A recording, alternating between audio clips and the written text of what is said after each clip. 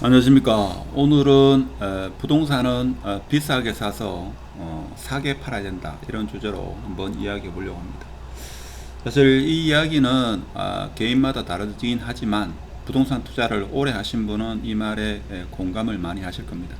사실 이 이야기가 나온 이유는 우리 카페에 아주 글을 잘 쓰신 분, 부동산에서 입지보다 중요한 것은 바로, 이런 주제로 가미구 회원님께서 아주 글을 잘 적어 주셔가지고 글을 읽다 보니까 문득이 아니고 글 내용 중에 하여튼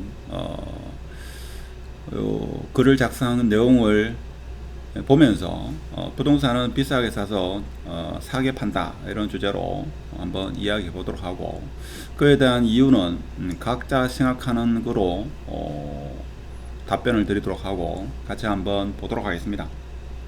이런 이야기를 하면 아니 부동산은 저렴하게 사가지고 비싸게 팔아야 되는데 무슨 엉뚱한 소리를 하느냐, 자, 이렇게 생각할 수 있겠습니다만은, 여러분도 부동산 투자를 오래 하시다 보면 부동산은 비싸게 사가지고 사게 팔아야 된다, 자, 이 말이 무슨 말인지를 알고 있을 겁니다.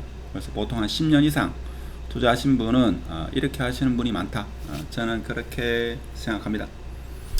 자, 글을 상당히 잘 쓰셨는데, 자, 입지가 아닌 무엇에 대한 이야기를 하려고 합니다. 그래서 무슨 이야기를 하는가 하면, 자, 부동산 공부하는 사람은 자, 입지보다 중요한 게 있다고 하는데, 자, 말이 되냐, 자, 이런 이야기합니다. 그럼 입지가 뭔데? 라고 하면, 입지는 식물이 생육하는 일정한 장소의 환경, 인간이 경제 활동을 하기 위해서 선택하는 장소, 이렇게 이야기합니다.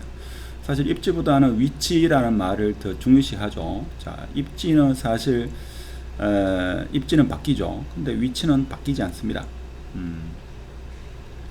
자, 그래서 부동산에서는 자, 국어 사전에 나오는 입지라는 말은 인간이 경제 활동을 하기 위해 선택한 장소, 이렇게 아주 카페 회원으로 가입하시면 아주 좋은 말을 많이 쓰니까 특히 내용을 꼼꼼하게 한번 읽어보십시오. 자, 실거주로서는 입지는 최상일 수 있습니다. 자, 본인이 직장과의 거리가 짧으면 그만큼 길바닥에 소요되는 시간을 다른 곳에 투자할 수 있는 곳이기 때문이죠. 자, 이렇게 쭉 하고, 자, 그러면 결론적으로 보면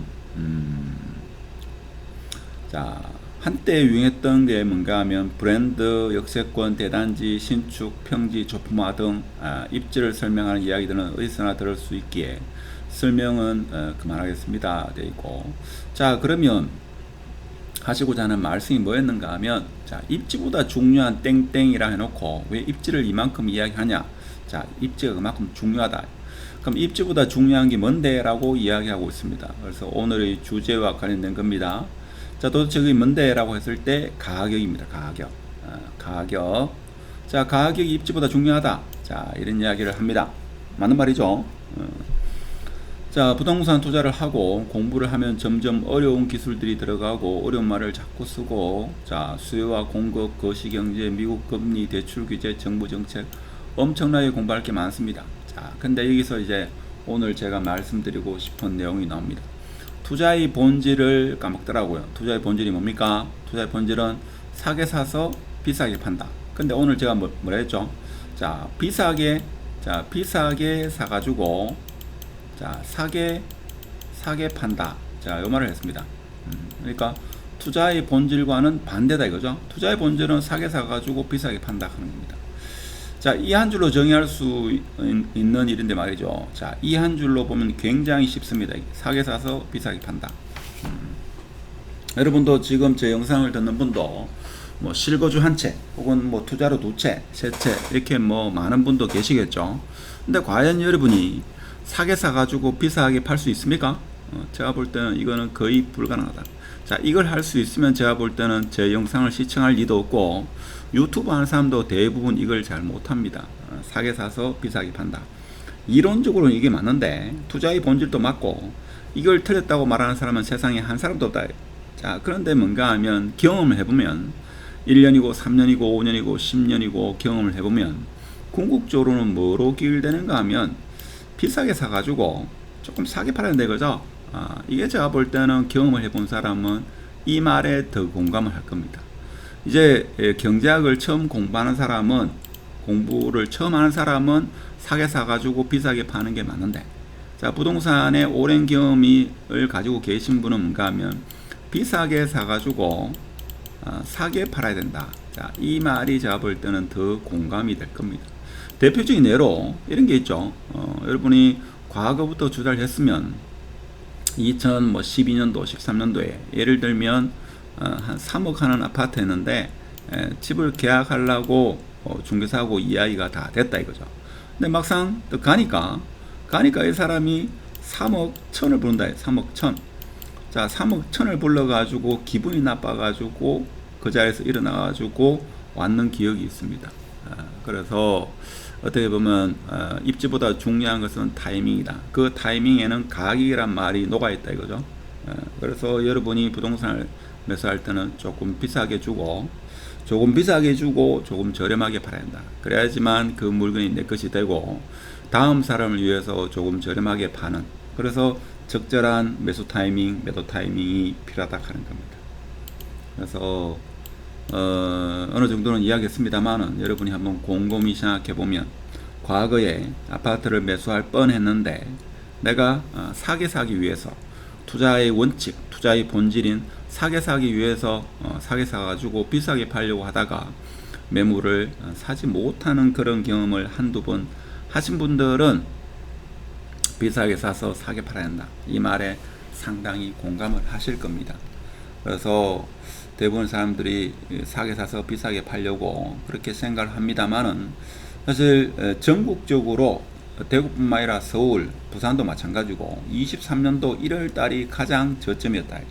그러면 그때 사지 못한 사람은 영원히 사지 못하냐? 그건 아니다 이거죠.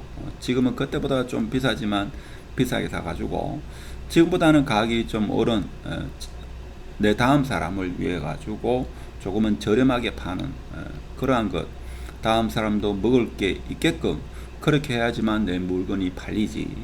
나는 최저점에 사가지고 사이클이 이렇게 되죠. 하면 이렇게 되면 최저점에 요때 매수해가지고 요때 팔려고 하면 안 된다. 자, 이렇게 하면 제가 볼 때는 앞으로 투자하는 데 있어 가지고 최소 5년에서 한 10년 정도 시간이 흐른 다음에 이거를 깨달을 겁니다. 자, 오늘은 투자를 오래 하는 사람만이 공감을 하는 부동산은 비싸게 사가지고 사게 판다.